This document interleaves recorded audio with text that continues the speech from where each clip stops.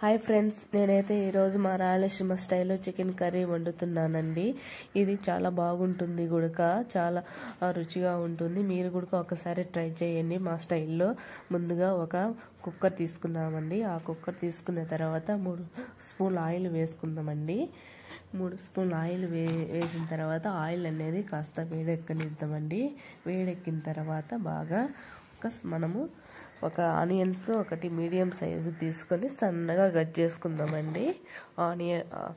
సన్నగా కట్ చేసుకుందామండి. ఆయిల్ వేడెక్కిన తర్వాత దాంట్లో వేసుకుందామండి. ఇప్పుడు నూనెలో వేసుకుందామండి ఆనియన్స్ బాగా వేగాలండి. మనం బాగా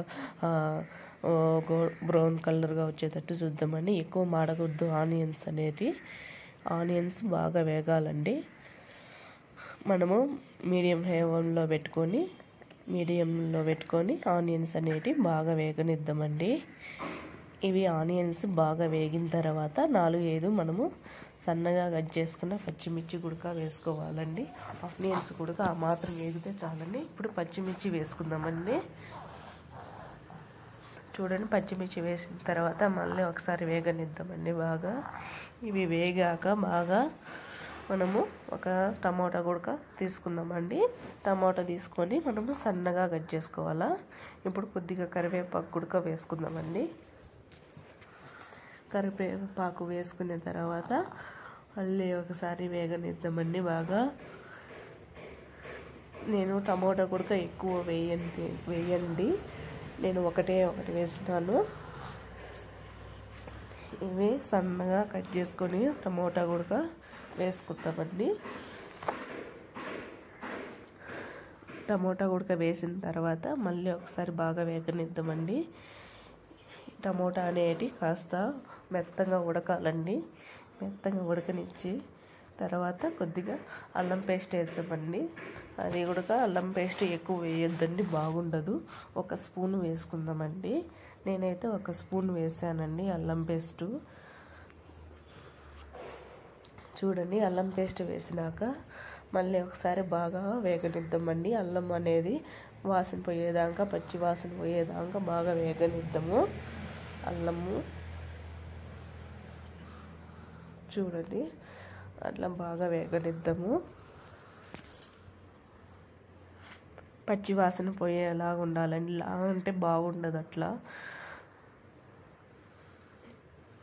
ఇప్పుడు బాగా వేగిన తర్వాత అండి మనం చికెన్ బాగా 2 సార్లు కడుక్కుందామండి. కడుక్కున్న తర్వాత ఇప్పుడు దాంట్లో వేసుకుందామండి చికెను.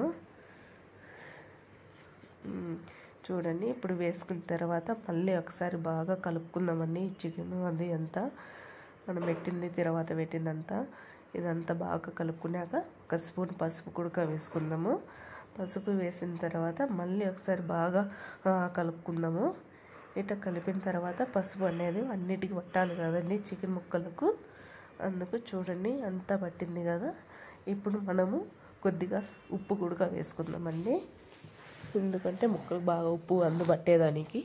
ఉప్పు వేసిన తర్వాత మళ్ళీ బాగా ఒకసారి కలుపుకుందామండి. ఇట్లా చూడండి, ఉప్పు వేసినాక మళ్ళీ ఒకసారి బాగా కలుపుకోవాలండి, ముక్కలకు బాగా పట్టేటట్టుగా. ఇప్పుడు ఒక 10 నిమిషాలు మూత పెట్టుకుందామండి. అట్లా మూత పెట్టుకున్నాక చూడండి, మనం నీళ్ళు కూడా పోయలేదు, ఎన్ని నీళ్ళు వచ్చినాయో చికెన్లోకి. చూడండి ఎన్ని నీళ్ళు వచ్చినాయో.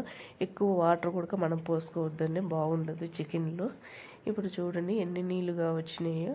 ఇప్పుడు మనం కొద్దిగా 1 స్పూను కారం కూడా వేసుకుందామండి. మీరు కారం కావాల్సి ఉంటే ఎక్కువనే వేసుకోవచ్చండి. నేనైతే 1 స్పూన్ వేసినానండి. మీరు కారం చూసి వేసుకోండి. చూడండి, కారం వేసినాక మళ్ళీ బాగా చికెన్ ముక్కలకు బాగా పట్టేటట్టు బాగా కలుపుకుందామండి. ఇప్పుడు కొద్దిగా గరం మసాలా వేసుకుందామండి. అంటే 1 స్పూన్ వేసుకుందామండి. స్పూన్ వేసుకున్నాక మళ్ళీ బాగా కలుపుకుందామండి.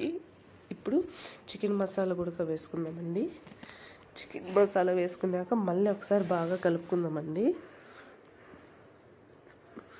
బాగా